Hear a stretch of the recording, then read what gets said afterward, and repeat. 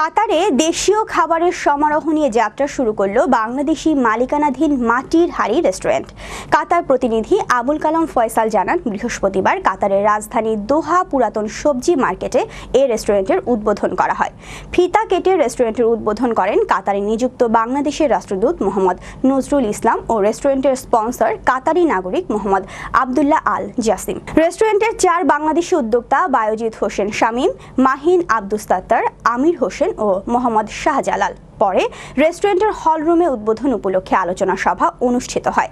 আনোয়ার হোসেন মামুনের পরিচালনায় অনুষ্ঠানে প্রধান অতিথি হিসেবে বক্তব্য রাখেন কাতারের নিযুক্ত বাংলাদেশের রাষ্ট্রদূত মোহাম্মদ নজরুল ইসলাম। বিশেষ অতিথি হিসেবে বক্তব্য রাখেন বাংলাদেশ দূতাবাসের শ্রম কাউন্সিলর মোহাম্মদ মাসুদুল করিম, বাংলাদেশ দূতাবাসের দ্বিতীয় সচিব মোহাম্মদ নাসির উদ্দিন, কাতার কুমিল্লা সমিতির সাধারণ সম্পাদক আরিফ রহমান মজুমদার, ব্যবসায়ী গোফরান উদ্দিন, বাংলাদেশ কমিউনিটির সহ সভাপতি হাজী বাশার সরকার প্রমুখ। শেষে রেস্টুরেন্টের সাফল্য কামনায় দোয়া মোনাজাত করা হয়।